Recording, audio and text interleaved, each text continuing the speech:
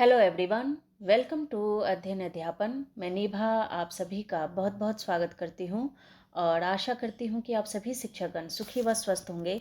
तो देखिए, बिहार शिक्षक बिग अपडेट क्या है। तो अभी का लेटेस्ट अपडेट है कि ई शिक्षा कोर्स के लिए एक नया लेटर जारी किया गया है और कुछ महत्वपूर्ण अपडेट भी है जिसको आपको समझना होगा, क्योंकि ये आप सभी शिक्षकों के लिए बहुत ही ज़्यादा महत्वपूर्ण है। इसके अलावा जो हेडमास्टर और हेड टीचर जो भी काउंसलिंग के लिए वेट कर रहे हैं कि इनकी पोस्टिंग कब तक होगी, काउंसलिंग कब तक होगी, तो वो भी हम जानेंगे। इसके अलावा जो ट्रांसफ़र पोस्टिंग में किन शिक्षकों को फ़ायदा होने वाला है, तो वो भी हम लोग जानेंगे।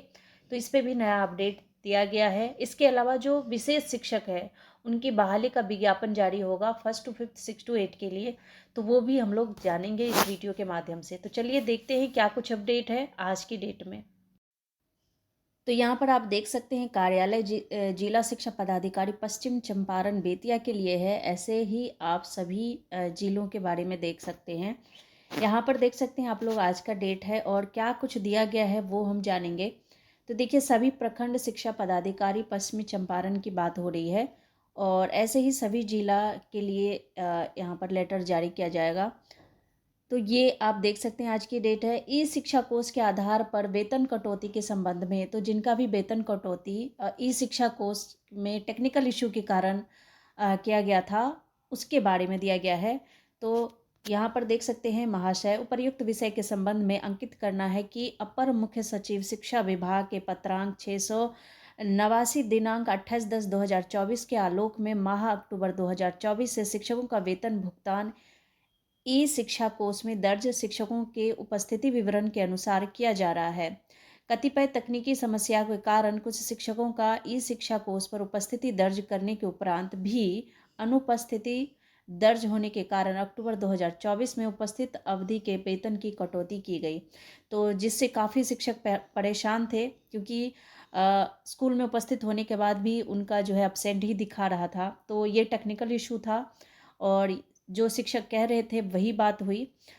यहाँ पर आप देख सकते हैं, अतः उक्त वर्णित स्थिति में निर्देश दिया जाता है कि आपके क्षेत्राधीन शिक्षकों जिनका ई शिक्षा कोष पर कतिपय या तकनीकी समस्याओं के कारण उपस्थिति दर्ज करने के उपरांत भी अनुपस्थित प्रदर्शित होने के कारण उक्त अवधि के वेतन की कटौती कर ली गई है, का कटौती किए गए अवधि का भुगतान हेतु साक्ष्य सहित प्रतिवेदन निम्नांकित प्रपत्र में उपस्थापित करें। तो ये आपको यहाँ पर साक्ष्य देने के लिए कहा गया है। प्रतिवेदन में आप ये साक्ष्य देंगे कि आप उस टाइम उपस्थित थे स्कूल में, ताकि जिला स्तर पर समीक्षा कर वेतन भुगतान हेतु अग्रेतर कार्रवाई की जा सके। तो यहाँ पर क्रमांक संख्या, शिक्षक का नाम, विद्यालय का नाम, कुछ इस प्रकार से आपको करना होगा। और माह अक्टूबर में जो आपका वेतन कटा था ई शिक्षा को उसके टेक्निकल इशू के कारण, उसके लिए, और दिनांक 20/10/2024 ये आपका दिया गया है। यहाँ पर ये संख्या है अवकाश संख्या, जो जिस दिन आपका यहाँ पर अब्सेंट दिखा रहा है वो देना है। उसके बाद आपको ये प्रतिवेदन भेजना होगा। तो ये अपडेट दिया गया है। और एक नया अपडेट क्या आया है, वो भी आज ही का अपडेट है कि आप जब विद्यालय में उपस्थित होते थे तब का आप लोग यहाँ पर ई शिक्षा पोर्टल पर अपना अटेंडेंस लगाते थे। लेकिन अब क्या होगा, 1 दिसंबर से जो न्यू स्कूल टाइमिंग है आप लोगों की 9:30 से लेकर 4 बजे तक, तो जब आप स्कूल से आउट होंगे तब का भी आपको वहाँ पर अटेंडेंस दिखाना होगा। ये नया रूल लागू किया जाएगा 1 दिसंबर से और ये चीज़ आज ही जारी की गई है। तो ये अपडेट है आपके ई शिक्षा पोर्टल के लिए। अब चलिए हम लोग ट्रांसफ़र पोस्टिंग से संबंधित अपडेट पर बात कर लेते हैं। तो ये बिहार सरकार शिक्षा विभाग द्वारा मार्गदर्शिका जो है जारी किया गया है कि 1 दिसंबर से जो आप लोग आवेदन करेंगे ट्रांसफ़र पोस्टिंग के लिए, उसमें क्या कुछ यहाँ पर कंडीशन अप्लाई किया गया है वो हम जानेंगे। तो इसको अगर आप लोगों ने पढ़ लिया है तो अच्छी बात है, नहीं तो आप इसे मेरे टेलीग्राम चैनल पर जाकर के पढ़ सकते हैं। इसमें जो महत्वपूर्ण बिंदु है उस पर हम चर्चा करेंगे, कैसे क्या आवेदन करना है वो से आप इसे पढ़ सकते हैं वीडियो को पॉज करके, नहीं तो आप मेरे टेलीग्राम चैनल पर जाकर के पढ़ सकते हैं। तो देखिए, यहाँ पर जो कैटेगरी वाइज रखा गया है कि किन शिक्षकों को यहाँ पर मौका दिया जाएगा ट्रांसफ़र पोस्टिंग के लिए, उसमें आप देख सकते हैं यहाँ पर असाध्य रोगों को ज़्यादा ऊपर रखा गया है। जो भी शिक्षक असाध्य रोग से पीड़ित है उनकी जो यहाँ पर प्रायोरिटी है वो पहले रखी गई है। तो पहले नंबर पर देखिए असाध्य रोग, जिसमें विभिन्न प्रकार के कैंसर आ जाते हैं। जिस भी टाइप का कैंसर है, अगर इससे संबंधित शिक्षक या शिक्षक के पति या पत्नी या उनके बच्चे को है तो इनको फर्स्ट प्रायोरिटी में रखा गया है कि सबसे पहले इनको मौका दिया जाएगा ट्रांसफ़र पोस्टिंग के लिए। दूसरी बात यहाँ पर ये बताई गई है कि गंभीर रुग्णता जैसे कि किडनी रोग है, हृदय रोग है, लीवर रोग है, या इसमें स्वयं शिक्षक को है या फिर उनके पति या पत्नी या बच्चे को है, तो ऐसे शिक्षकों को भी सेकेंड नंबर पे रखा गया है। दिव्यांगता के आधार पर जिस भी प्रकार की दिव्यांगता है उन शिक्षकों को भी यहाँ पर थर्ड नंबर पे रखा गया है कि इनको मौका दिया जाएगा। तो इसमें शिक्षक या शिक्षिका कोई भी हो सकता है। आगे चलते हैं।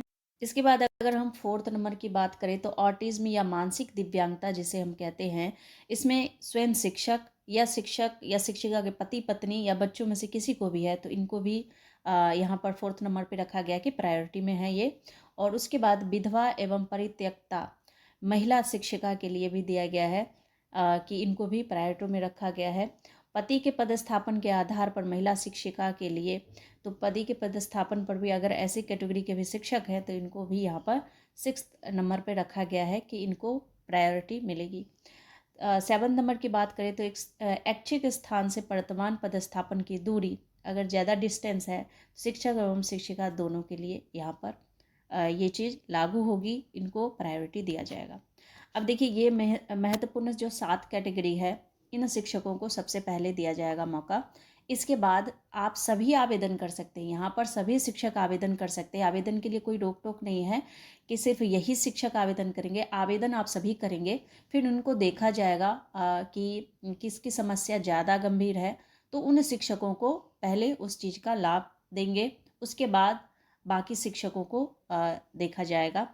तो ये कुछ इस प्रकार से है, इसको आप लोग आराम से पढ़ लें। और इसके बाद अगर कोई आपको कन्फ्यूजन हो तो आप कमेंट कर सकते हैं। तो कुल मिलाकर ये अभी तक का अपडेट है ट्रांसफ़र पोस्टिंग को लेकर के। आवेदन आप 1 दिसंबर से कर पाएंगे, वो मैंने आपको पहले की वीडियो में ही पूरी तरह से बता दिया था। तो चलिए आगे की अपडेट देखते हैं। तो ये आप देख सकते हैं आज की अपडेट में भी यही कुछ है कि समस्याग्रस्त जितने भी शिक्षक हैं ट्रांसफ़र के लिए 1 से 15 दिसंबर तक आवेदन करेंगे। और यहाँ पर स्कूल टाइमिंग भी इन्होंने बता दिया है कि 1 से जो है सुबह 9:30 बजे से स्कूल खुलेंगे। और सरकारी यहाँ पर सरकारी स्कूल की बात की जा रही है। और आधा घंटा जो है इन्होंने बढ़ा दिया है प्रार्थना के लिए, मतलब 15 मिनट था, 15 मिनट और बढ़ा दिया है, तो आधे घंटे इन्होंने प्रार्थना के लिए रखा है। तो 10 बजे से यहाँ पर बताया जा रहा है कि जो पढ़ाई है वो स्टार्ट हो जाएगी। इसके अलावा आगे तो देखिए यहाँ पर अगर बात करें हेड मास्टर और हेड टीचर की, तो इनकी काउंसलिंग होने वाली है दिसंबर में। कहा जा रहा है कि आपकी काउंसलिंग जो है वो ख़त्म भी हो जाएगी और पोस्टिंग की प्रक्रिया स्टार्ट हो जाएगी। तो बात करें तो आपकी काउंसलिंग कब से होगी, तो यहाँ पर कहा जा रहा है कि 25 नवंबर तक काउंसलिंग का जो लेटर है वो जारी हो सकता है। उसके बाद क्या कुछ है वो शेड्यूल जारी किया जाएगा। और जैसे ही ये कुछ अपडेट आता है तो आपको मैं ज़रूर अपडेट दूंगी। इसके बाद जो पोस्टिंग प्रक्रिया है होगी आप लोगों की हेडमास्टर और हेड टीचर की, उसमें कहा जा रहा है कि ख्याल रखा जाएगा काफ़ी हद तक। और इसके अलावा अपने ही ज़िले में हेड मास्टर और हेड टीचर को पोस्टिंग का मिल सकता है लाभ। तो आपको अपने ही ज़िले में पोस्टिंग मिल सकता है, ऐसा कुछ अपडेट देखने को मिल रहा है। और यहाँ पर काउंसलिंग को लेकर के विभाग में तैयारी शुरू हो गई है। तो देखिए 1-2 दिन में अगर यहाँ पर 25 नवंबर तक काउंसलिंग के लिए लेटर जारी होता है तो बिल्कुल अपडेट पर नज़र है। जैसे ही कुछ अपडेट आता है तो आपको ज़रूर सूचित किया जाएगा। इसके बाद एक अच्छी खबर ये है कि बिहार में जल्द विशेष शिक्षक की भर्ती के लिए जारी होगा विज्ञापन, क्योंकि जो स्पेशल टीचर है इनकी भी बहुत आवश्यकता है। और यहाँ पर कहा जा रहा है कि 7,289 पदों के लिए जारी हो सकता है विज्ञापन। तो यहाँ पर देखिए और इसके बारे में क्या कुछ बताया गया है कि फर्स्ट टू फिफ्थ के लिए कितनी संख्या में यहाँ पर जो रिक्ति है वो बताया गया है। तो सामान्य प्रशासन विभाग से बीपीएससी को मिली अधियाचना, तो अधियाचना मिल चुका है सामान्य प्रशासन को बीपीएससी के द्वारा। और रिक्तियों से संबंधित अधियाचना का जो है वो आयोग अभी अध्ययन करेगा, उसके बाद जो है विज्ञापन जारी कर दिया जाएगा। तो यहाँ पर कहा जा रहा है कि जल्द ही विज्ञापन तैयार होगा। और इसके बाद शिक्षा विभाग 20 दिनों पहले ही सामान्य प्रशासन को उपलब्ध कराया था ये अधियाचना। तो 20 दिन हो गए अधियाचना उपलब्ध कराए हुए प्रशासन को, और अक्टूबर में ही जिलों से विभाग को प्राप्त हुआ था रोस्टर। तो ये चीज़ें, सारी चीज़ें आपको पता होगी। कक्षा 1 से 5 तक अगर हम कुल पदों की बात करें तो 5,534 रिक्ति है। वहीं 6 to 8 की बात करें तो 1,745 पदों पर यहाँ पर बहाली होने की बात की जा रही है। दिसंबर के अंत में जारी हो सकता है विज्ञापन। तो ये जो आपका दिसंबर महीना है वो पूरा लग सकता है, अंत में जा कर के इसकी विज्ञापन जारी की जाएगी। और इसके बाद अगर हम बात करें तो फरवरी तक आयोजित हो सकती है परीक्षा। तो इसमें योग्य जो है, जो BS एस्टेट पास किए हैं अभ्यर्थी, वो इसके लिए योग्य होंगे। और सिलेबस को लेकर भी जल्द मिलेगी जानकारी कि इसका सिलेबस क्या होगा, क्योंकि सिलेबस पुराना रहेगा कि फिर से चेंज होगा, क्या कुछ होगा, तो वो भी जारी किया जाएगा। उसके बाद ही आप लोग तैयारी कर पाएंगे अच्छे से। तो चलिए, अभी तक का यही अपडेट है। अगर कुछ भी अपडेट और मिलता है तो बिल्कुल आप लोगों को बताया जाएगा। तो अभी तक के लिए फ़िलहाल इतना ही। मिलती हूँ अगले अपडेट में। तब तक के लिए thank you and thanks for watching.